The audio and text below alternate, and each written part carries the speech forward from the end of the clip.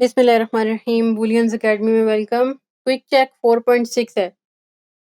Equation लिखी हुई है जी आपके सामने। Fe2O3 प्लस 3 कार्बन मोनोऑक्साइड है, 2 आयरन और प्लस CO3 3 CO2 बन रहे हैं। अच्छा, गिवन जो चीज़ है Fe2O3 का मैस है 160 ग्राम्स ऑफ Fe2O3, ये आपको गिवन है और कह रहे हैं कि how much iron will be produce. तो M equals to question mark हो जाएगा। आयरन का आपने मैस निकालना है। ठीक है, पिछला क्विक चेक देख लें 4.5, उसमें मैंने सारे स्टेप्स मेंशन किए हैं कि किस तरह से आपने स्टोइकियोमेट्रिक कैलकुलेशन सॉल्व करनी होती हैं। तो उनको माइंड में रखते हुए अब आपने क्या करना है, स्टेप 1 करना है। सबसे पहले मैंने कहा था स्टेप 1 में मोल्स निकालने होते हैं, गिवन ना हो तो निकालने होते हैं। यहाँ पे मैथ्स गिवन है तो आपने मोल्स निकालने हैं। मोल्स के लिए क्या करना होगा, मोलर मैथ्स चाहिए होगा आपको। तो मोलर मैथ्स के लिए क्या करेंगे कि इनके इंडिविजुअल मैसेज को जमा करेंगे। आयरन का मैथ्स F56 है मल्टीप्लाइड बाय 2, 2 आयरन है, Fe2O3 है और 16 क्रॉस 3 हो जाएगा।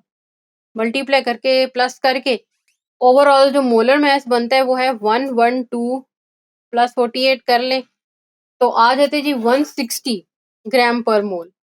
अच्छा, ये इसका बन जाता है मोलर मैस। तो मोल्स कितने बनेंगे, moles n equals to small m divided by capital M। तो 160 बाय 160 हो गया, तो ये तो 1 मोल आ जाएंगे। ठीक है, तो कैलकुलेशंस आसान हो जाएंगी। 1 मोल्स जो है ना यहाँ पे आयरन ऑक्साइड जो है ना आपके पास Fe2O3 उसका बनता है। मोल्स के बाद स्टेप 2 हमने क्या करना था, रेशियो लेनी है। रेशियो हो जाएगी between known and unknown quantities.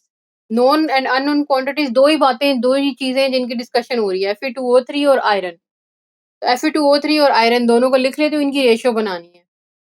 ठीक है, रेशियो में आपने 2 मोल्स की वैल्यूज लिखनी होती हैं। पहले आप 1:2 जैसे मैंने अब लिखी है, ये मैंने कहाँ से ली होती है, ये मैंने फ्रॉम इक्वेशन करी होती है।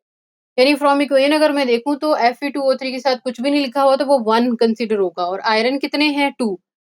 अब अगर 1 मोल यानी जो मैंने सॉल्व किया उसमें भी 1 मोल ही है। ठीक है, यानी 160 बाय 160 किया तो 1 मोल आ गया। तो 1 मोल है तो जाहिर है आयरन कितना होगा, 2 ही होगा, क्योंकि ऊपर रेशियो 1:2 ही है, तो यहाँ पे भी x की वैल्यू 2 ही निकल आई। ठीक है, नहीं तो समझ आ रही तो फिर x करके क्रॉस मल्टीप्लाई कर लें, आपके पास 2 आ जाएगा, 2 मोल्स।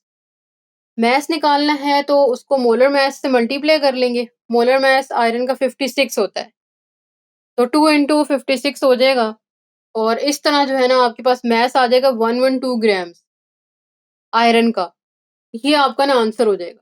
ठीक है, तो यानी रेशियो बनाई, रेशियो से मोल्स आए और मोल्स को मोलर मैस से मल्टीप्लाई करके मैस निकाल लिया। ये हमने यहाँ पे ये सारे स्टेप्स फॉलो करके आंसर निकाला है। Thank you.